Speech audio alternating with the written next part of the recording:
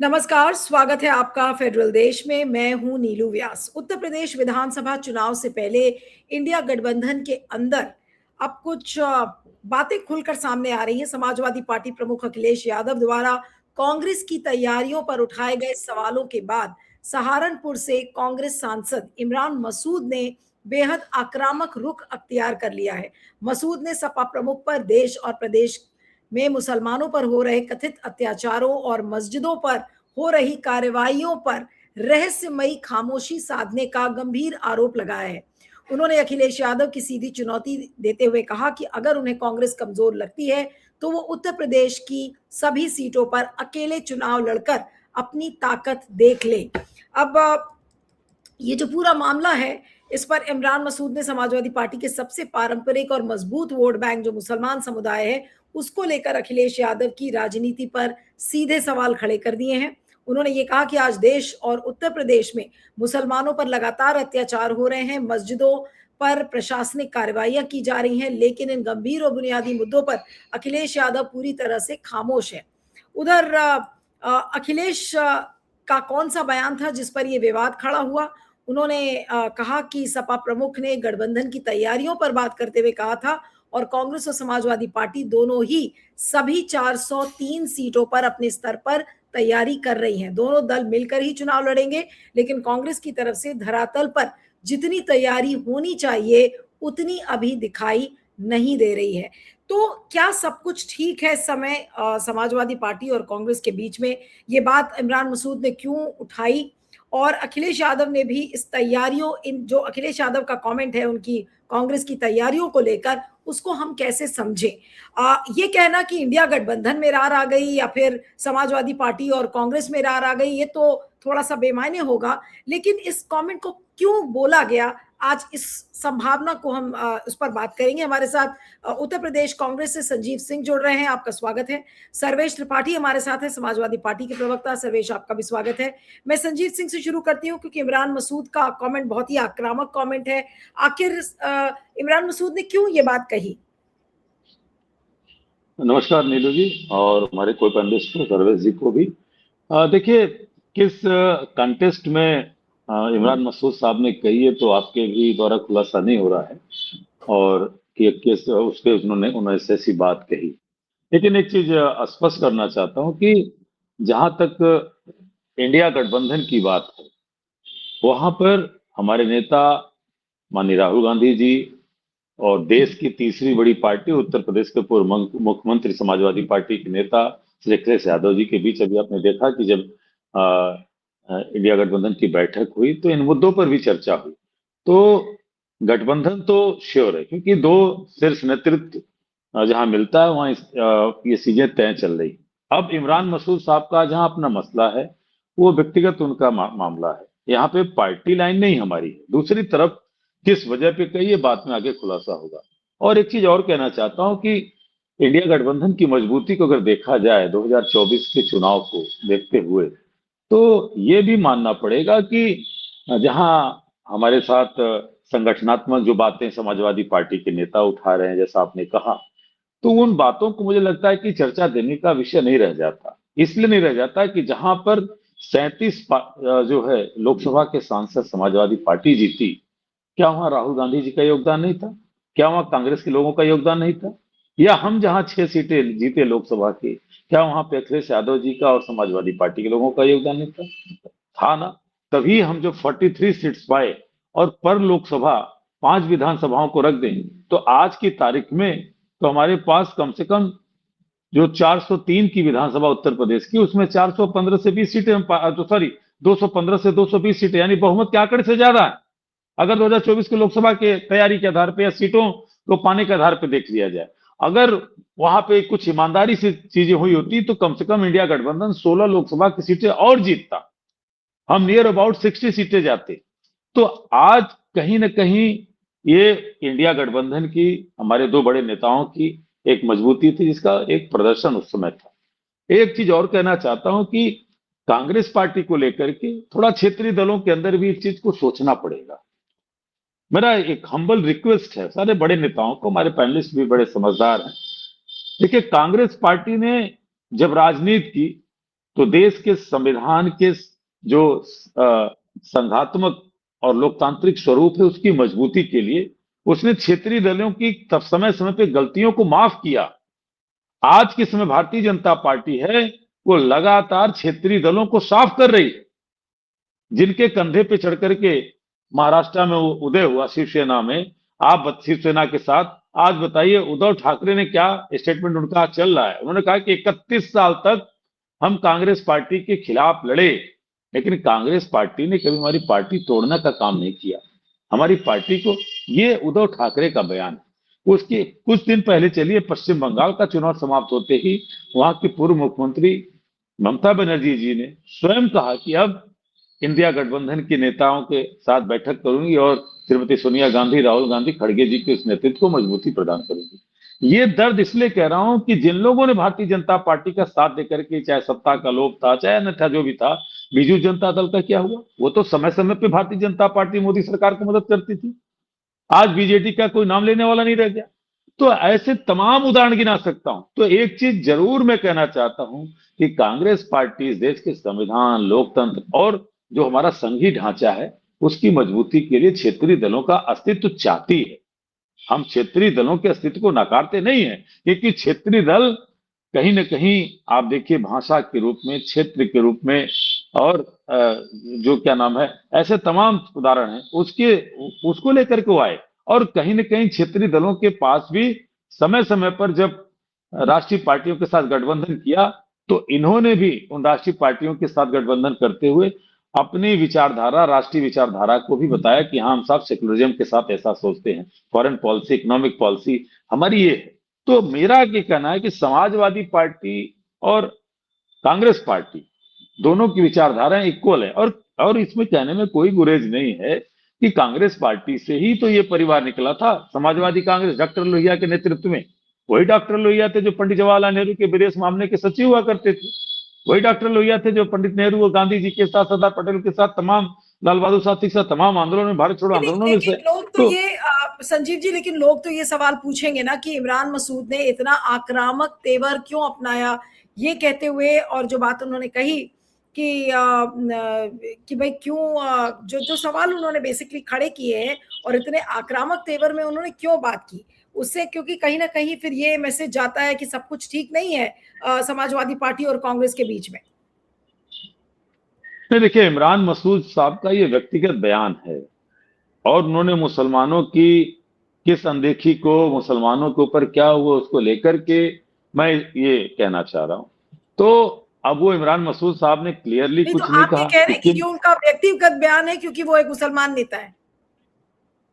नहीं, वो मैं कह रहा हूं कि मेरी पार्टी के एक सम्मानित सांसद हैं और वहां की जनता, उनको सहारनपुर की जनता बहुत प्यार करती है, बड़े लोकप्रिय नेता हैं। रही बात किस इशू को लेकर के कहा, ये क्लियर नहीं है, तब तक इस बात को नहीं कर सकता। रही बात कि जो इंडिया गठबंधन को लेकर के जो दोनों नेताओं, खासकर श्री राहुल गांधी जी और श्री अखिलेश यादव जी के साथ जो एक समन्वय चल रहा है, उससे मुझे लगता है कि मैं अपनी तरफ से और पार्टीगत नीति की तरफ से भी कोई टिप्पणी व्यक्तिगत करना उचित नहीं समझता हूं, जब तक इमरान मसूद साहब का वक्तव्य पूरा ना जाए किस आशय से कहा है। ठीक है। अब मैं सर्वेश के पास आती हूँ कि सर्वेश, आखिर अखिलेश के अखिलेश ने जो बयान दिया कि भाई की कांग्रेस की तैयारी पूरी तरह से नहीं है, ये बयान उन्होंने क्यों दिया? क्या उनको ये लगा कि कहीं ना कहीं अभी कांग्रेस कमजोर पड़ती जा रही है, या फिर वो कांग्रेस को जगाने की कोशिश कर रहे थे? इस स्टेटमेंट को अखिलेश यादव के किस तरह से पढ़ा जाए? देखिए मैम, पहले आपको, संजीव भैया को, जनता को प्रणाम। अगर ऐसा बयान, हालांकि वो अलग कॉन्टेक्स्ट था जब वो ब्रीफ कर रहे थे और उन्होंने ये बयान दिया था, और वो भी बहुत ही गुड फेथ का बयान था। अगर आप उत्तर प्रदेश की स्थिति देखें तो राजनीति में उत्तर प्रदेश में गठबंधन है हमारा, 2024 लोकसभा में भी था, अभी भी गठबंधन है हमारा। तो वहां पे अगर अगर मान लीजिए वो अपने अपने कार्यकर्ताओं को बोल सकते हैं तो कांग्रेस को बोल सकते हैं, गठबंधन में है। उत्तर प्रदेश का सबसे बड़ा चेहरा है, भारत के विपक्ष के सबसे बड़े चेहरों में से एक है माननीय राष्ट्रीय अध्यक्ष अखिलेश यादव। और जब आप 2024 में भी अगर चुनाव की बात करते हैं तो उत्तर प्रदेश में he was leading from the front. तो उनको अगर ये कहना, उसमें उन्होंने किसी के, अगर हम कार्यकर्ताओं को कहते हैं कि कांग्रेस के, मैं भी यहाँ बैठ के अगर कहता हूँ कि मुझे अपने क्षेत्र में कांग्रेस के कार्यकर्ता उतने ज्यादा नहीं अभी एक्टिव दिख रहे हैं, अभी दिख रहे हैं जितना उनको दिखना चाहिए, या फिर जितना सपा सपा अभी दिख रही है। तो ये मैं एक तटस्थ बयान भी दे सकता हूँ, इसलिए भी दे सकता हूँ कि वो दोनों मेरे एक ही टीम है। और जब अगर वो हमारे साथ नहीं लड़ रहे होते तो दूसरी बात थी। जब आप एक साथ लड़ रहे होते हैं और अब भाजपा जैसे एक पार्टी के साथ लड़ रहे होते हैं जो झूठ का पुलिंदा बांधने में एक्सपर्ट है, तो आपको अपने देश के लिए, अपने अपने समाज के लिए, अपने अपने मतदाताओं के लिए अगर उनके हक की बात करनी है तो आप निश्चित रूप से कहेंगे, तो इसमें कुछ भी नेगेटिव नहीं है। आप अगर संवाद देखें माननीय राष्ट्रीय अध्यक्ष अखिलेश यादव जी का या माननीय राहुल गांधी जी का, तो आप दोनों का लेकिन संवाद देखें। अखिलेश ने एक पॉडकास्ट इंटरव्यू में ये बात कही और कांग्रेस का एक खेमा था जो नाराज हो गया इस बात से। और कांग्रेस का खेमा देखिए, एक समस्या है उत्तर प्रदेश में कांग्रेस का। मैं इतिहास का विद्यार्थी हूं, कांग्रेस के अगेंस्ट आप कुछ नहीं ले सकते। पूरा स्वतंत्रता संग्राम में कांग्रेस से ज्यादा किसी का योगदान नहीं रहा है, वो अलग बात की है। लेकिन अगर आप उत्तर प्रदेश में है निश्चित रूप से संगठन में, और बहुत बहुत देश की सबसे पुरानी पार्टी है, तो लेकिन संगठन में खामियां जहां होंगी वहां पे बोलना, आत्मावलोकन करना ये जरूरी है। और अब रही बात, ये जो पूरा डिबेट का टॉपिक है यही यही दर्शाता है इसको कि हमें कुछ कुछ जो बदबयानी है उससे बचना चाहिए। शीर्ष नेतृत्व वाले स्थिति में जहां डिसीजन मेकिंग होती है, जहां से वहां सब कुछ बिल्कुल सही है और पहले से ज्यादा सही है। जब हम 2024 की बात कर रहे हैं, 2024 के इलेक्शंस को, और संजीव भैया वुड बी नोइंग बेटर कि उससे ज्यादा मजबूत स्थिति है। अगर अभी आप गठबंधन की बात करें, आप एक ट्वीट केवल अभी बर्थडे ट्वीट्स का और उनका जो संदेश था, दोनों का संवाद था, वो देखेंगे तो आपको समझ में आ जाएगा कि दोनों के बीच कैसे कैसी स्थिति है। लेकिन जहां जब इसकी बात आती है, निश्चित रूप से पर्सनल कमेंट है जो अभी कह रहे थे संजीव भैया, मैं एकदम आई सेकेंड हिम कि जो बोला है इमरान मसूद जी, और इसी के लिए देखिए उनका रेलेवेंस पॉलिटिक्स में वो अपना इस तरह से बनाए रहते हैं कि रही बात मुसलमानों के हित की बात करने की, तो आप चाहे मोहिबुल्लाह नकवी साहब हों, या फिर आप इकरा हसन जी हों, उनको देख लीजिए, या फिर आप जियाउर रहमान बर्ग की बात कर लीजिए, हमेशा ये लोग मुसलमानों के हक की बात कर रहे होते हैं। और माननीय राष्ट्रीय अध्यक्ष अखिलेश यादव जी से ज्यादा कौन बोलता है उत्तर प्रदेश में उनके हक के लिए। तो आप एक ये सारी बातें जो है, और मुझे लास्ट 10 स्टेटमेंट दिखाएं जो ये किस हक के लिए खड़े हो गए, कहां जाके इन्होंने लड़ाई अपने पर्सनल उस पर कर ली। राहुल गांधी जी लगातार बोल रहे होते हैं, हर मुद्दे पे बोल रहे होते हैं, तो मैं एक चीज से क्लूड करके बोलूं कि नहीं अभी ब्राह्मणों पे एक एनकाउंटर हुआ, उस पर मुझे अपने हिसाब से उनका नहीं समझ में आया स्टेटमेंट देने का। ऐसा नहीं होता है। जब कोई बड़े पिक्चर में, बड़े पैराडिम में बात कर रहा होता है, तो वो जरूरी नहीं है कि आपके हिसाब से स्टेटमेंट्स आए उनके। लेकिन आप ये कह के इस स्थिति में निश्चित रूप से आप विपक्षियों की जाने अनजाने में मदद कर रहे होते हैं। इससे कोई फायदा नहीं होना। आपके कह देने से, आप मुसलमान समाज को रिप्रेजेंट करते हैं, अपने क्षेत्र में करते हैं, निश्चित रूप से आप माननीय सांसद हैं, लेकिन उत्तर प्रदेश में कद माननीय राष्ट्रीय अध्यक्ष अखिलेश यादव जी का और उनके इंटेंशंस, उनके बयान, वो किसके हित के लिए कब बात करनी है वो वही डिसाइड करेंगे। It is his take.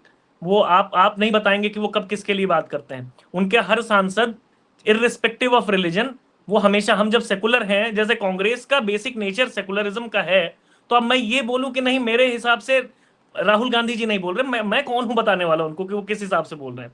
उनके इंटेंशंस में मैं कैसे शक कर सकता हूं जब वो हमेशा से किसी भी मुद्दे पे सबसे मुखर लोगों में भारत की राजनीति में राहुल गांधी जी रहते हैं। चाहे वो इंटरनेशनल पॉलिसीज हो, चाहे देश के अंदर के मामले हो, चाहे वो ऑटो वाला हो, चाहे वो कोई छोटी से छोटी कम्युनिटी, बड़े से बड़े मुद्दे, दोनों पे मुखर होकर बोल रहे हैं। तो मुझे अपने हिसाब से सेलेक्टिव राजनीति के हिसाब से मैं उनसे बुलवाना चाहूं, ये संभव नहीं है। तो मैं भी जो भैया कह रहे थे, मैं संजीव भैया की बात, ठीक है, वो आपका कहना ठीक है कि हम सेलेक्टिव राजनीति के हिसाब से हम कमेंट्स नहीं देखेंगे, लेकिन इमरान मसूद ने तो संजीव बिल्कुल साफ साफ कहा कि भाई अखिलेश अगर अकेले लड़ना चाहें तो लड़ ले। अब अगर ये कमेंट आएगा तो ये तो फिर किसी भी खेमे को गुस्सा दिला सकता है। समाजवादी पार्टी के कैंप में गुस्सा आ जाएगा कि बताइए जरा, अभी चुनाव पर कोई ऐसा अभी समन्वय बना नहीं है और अभी बात हो रही है कि भाई आप अलग चुनाव अलग लड़ ले। नीलू जी, इसका एक बहुत मजबूत और मुझे लगता है सशक्त उदाहरण आपके सामने रखना चाहता हूं, क्योंकि दो बहुत ही संवेदनशील और बहुत ही इस उत्तर प्रदेश के, पूरे देश की हर एक कोने की समझ रखने वाले नेताओं के दल का एक गठबंधन है। तो इस बयान के पहले मुझे अच्छी तरह ख्याल है कि जब श्री राहुल गांधी जी पश्चिम बंगाल का चुनाव हो रहा था, तो आपने देखा कि सब कुछ बोला था। ममता बनर्जी सरकार को किस तरह से बोला था, उसके रिपीट करने की आवश्यकता नहीं। और कहीं न कहीं मुझे लगता है कि जो ममता बनर्जी सरकार की कमियां थी, भारतीय जनता पार्टी से ज्यादा कड़ा होकर के राहुल गांधी जी ने बोला था। लेकिन व्यक्तिगत ने तो सरकार पे बोला था कि क्या कमियां थी, क्या गलतियां थी, जिससे ममता बनर्जी की सरकार नहीं आएगी। लेकिन आपने एक चीज और देखी कि ममता बनर्जी सरकार जैसे ही जाती है और जिस तरह से बीजेपी के लोगों ने नंगा नाच शुरू किया, कांग्रेस की तरफ से कमेंट शुरू हुए थे, लेकिन राहुल गांधी जी का एक बड़प्पन था। तुरंत उन्होंने कहा कि नहीं, ममता बनर्जी जी का सम्मान होना चाहिए, मैं कांग्रेस के एक नेताओं से, कार्यकर्ताओं से कहूंगा कोई कमेंट नहीं होना चाहिए। और आपने देखा कि एक सिंगल कमेंट लोगों ने करना बंद कर दिया। ये इस चीज को दर्शाता है कि जब लीडर अपनी पार्टी में लोकप्रिय है तो टॉप टू बॉटम सारे कार्यकर्ता उसको मानते हैं, क्योंकि वो आइडियोलॉजी के फ्रेम में बंधा हुआ रहता है। इसलिए आज की जो घटना है, मैंने पूर्व में भी कहा, फिर भी कह रहा हूं कि मैं अपनी पार्टी की तरफ से मानता हूं कि श्री राहुल गांधी जी का ऐसा कोई इस पे बयान नहीं आया। दूसरी बात, राहुल गांधी जी को लेकर के इतनी हम समझ हम सब रखते हैं कि आप उनको ऐसे किसी बयानों में नहीं पाएंगे। आप देखिए, इतना बड़ा मामला था कर्नाटका का, क्या क्या विपक्ष ने नहीं कहा कि साहब डीके शिव कुमार में, सिद्धारमैया में ये हो गया, वैसे हो गया, वैसे हो गया। लेकिन वहां कितना बड़ा उदाहरण मजबूत मिला, और उस मजबूती का प्रमाण क्या मिला कि इनका एक नकली चाणक्य हमारे मुख्यमंत्री कर्नाटका डीके शिव कुमार ने फेल कर दिया। ये हमारी इंटरनल स्ट्रांगनेस है, मजबूती है, और इस चीज को हम लेकर के चलते हैं, क्योंकि भारतीय जनता पार्टी उत्तर प्रदेश में आरएसएस घबराई हुई है। जिस तरह के नाना प्रकार के झूठे उनके जो सहयोगी दल हैं, जो बैसाखी उनकी लगी हुई वो बयान देते रहते हैं, कभी समाजवादी पार्टी पे, कभी कांग्रेस पार्टी पे, क्योंकि उनको मालूम है कि आने वाले दिनों में उनका वर्ग उनको कतई वोट करने वाला, क्या उनके साथ खड़ा होने वाला नहीं। क्योंकि जिस विचारधारा पे वो आए, क्या वो उसको लेकर के उत्तर प्रदेश की विधानसभा में या योगी आदित्यनाथ के सामने अपनी बात कर पाए। जिस तरह से पिछड़ों दलितों की लगातार अनदेखी, मुसलमान तो मान लीजिए बेचारा वो हाशिए पे खड़ा है उत्तर प्रदेश में, क्या पूरे देश में वो गूंगा बहरा बना हुआ है। मैं तो सलूट करता हूं उनके तमाम समझदार लोगों को कि इनकी हवा में नहीं आते। क्या नहीं हो रहा उसके साथ? आए दिन मॉब लिंचिंग घटनाएं होती थी, अब धार्मिक रूप से उनके मस्जिदों को गिराना, उनके मार्केटों को बर्बाद करना उनके। तो ये इसलिए कह रहा हूं कि भारतीय जनता पार्टी घबराई हुई है। और एक तो और बता दूं कि उनके अंदर खाने में हमसे डर नहीं, सबसे ज्यादा डर उनके यहाँ योगी आदित्यनाथ से है। और योगी आदित्यनाथ जो यहाँ लखनऊ वाला इंजन है, वो दिल्ली वाले इंजन से रोज टकरा रहा है। तो वो जो डर उनका है, उस डर को निकालने के लिए वो कांग्रेस और सपा पे वार करते हैं।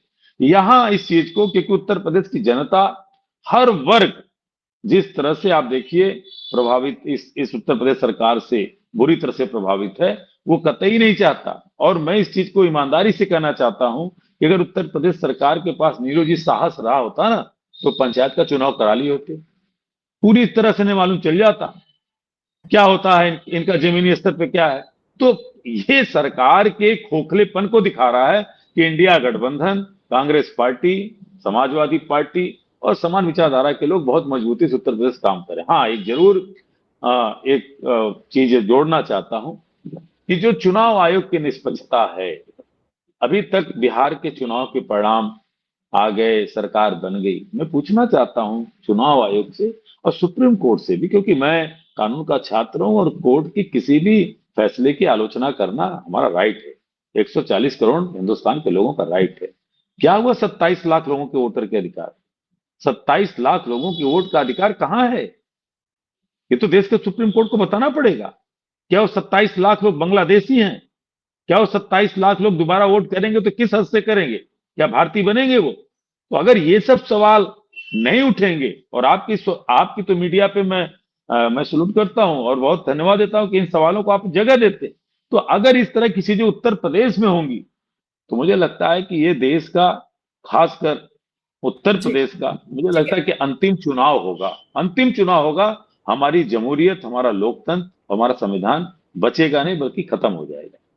ठीक है, अब मैं सर्वेश के पास आऊंगी। सर्वेश, ये जो इमरान मसूद बनाम समाजवादी पार्टी की जो लड़ाई बनाई जा रही है, क्या ये कहें कि ये बेमायने है, क्या बेमतलब है, इसका कोई आधार नहीं है? क्योंकि कमेंट्स तो आए हैं, दोनों तरफ से आए हैं, लेकिन क्या आपको लग रहा है कि गोदी मीडिया उसको मिसरिप्रेजेंट करके दिखा रहा है, या ये कहानी जबरदस्ती की बनाई हुई लग रही है? जी। नहीं देखिए, बात इसका कोई बेस नहीं है। ये कोई लड़ाई इमरान मसूद जी बनाम सपा नहीं है। पहली बात, वो उनका पर्सनल कैपेसिटी में एक स्टेटमेंट है, जिस निश्चित ही जो उनका शीर्ष नेतृत्व है वो इतना क्षमतावान है कि वो उसको रेक्टिफाई कर लेगा। पहली बात। दूसरी बात कि अभी मैंने कहा ना कि डिसीजन मेकिंग, गठबंधन कौन कहां से लड़ेगा, दोनों का ही हित, सबका इसमें है कि सारी सीटों पे संगठन कांग्रेस का भी पूरी मेहनत से काम करे और हमारा भी काम करे। गठबंधन के हित में भी वही होगा कि वो अपना पूरा संगठन उनका भी पूरी तरह से काम करे और ऐसी तैयारी के साथ काम करे। मैं बहुत जिम्मेदारी से कह रहा हूँ ये, कि ऐसी तैयारी से काम करे कि सारी सीटों पे वो भी लड़ने में सक्षम हो और सारी सीटों पे हम भी लड़ने में सक्षम हो। उसके बाद फिर चुनाव लड़ने में मजा आएगा। तो ये बयान देना कि आप लड़ लीजिए, कांग्रेस भी अपने दम पे लड़ चुकी है, हम भी लड़ चुके हैं, कांग्रेस भी सक्षम है उत्तर प्रदेश में अपने दम पे अकेले लड़ने में, हम भी हैं। लेकिन मुद्दा यह है कि यहाँ पार्टियां नहीं लड़ रही हैं, आप विपक्ष की पार्टी हैं, हम सब आवाज हैं जनता की। तो ये चुनाव जनता बनाम सरकार का है, उसमें हमें कोई अधिकार नहीं है कि हम वो मोमेंटम खत्म करें। उसमें हम बेईमानी करेंगे अगर हम उसमें थोड़ी सी भी, मैंने कहा चाहे इमरान मसूद साहब हो या मैं हूं या संजीव भैया हो, कोई भी हो, जो भी इस मोमेंटम को खराब करेगा वो जनता के लिए अहित कर रहा होगा, वो भाजपा को फायदा पहुंचा रहा होगा। तो ये सबको समझने की जरूरत है। और डिसीजन मेकिंग ना मैं करूंगा, जो दो लोग करेंगे ऊपर बैठ के, वो निश्चित रूप से, वो कई बार इस पे बैठ चुके हैं, इस पे बहुत सार्थक चर्चा हो रही है और इसमें कोई दिक्कत नहीं। मैं कह रहा हूं कि 24 से ज्यादा क्लैरिटी इस चुनाव में है, क्योंकि ये राहुल गांधी जी को भी पता है, अखिलेश जी को भी पता है कि ये चुनाव सही में लोकतंत्र के लिए आखिरी चुनाव है। यहां जीतना लोकतंत्र के लिए जरूरी है, जनता के लिए जरूरी है, देश के लिए जरूरी है। तो यहां ये छोटे छोटे ईगो क्लैशेस की कोई गुंजाइश है नहीं, कोई भी हो, चाहे कोई नेता जनता से बड़ा नहीं हो सकता, देश की संप्रभुता से। यहां तो देश की संप्रभुता की बात हो रही है अब, नहीं तो मोदी जी के हाथ में वो तो बिकवा ही रहे हैं, संप्रभुता तो छोड़ के आ गए वहां पे। तो अभी लड़ाई बहुत बड़ी है, हमसे आपसे बहुत बड़ी है। चलिए, आप दोनों का बहुत बहुत शुक्रिया। Sanjeev ji, Sarvesh, thank you so much for joining.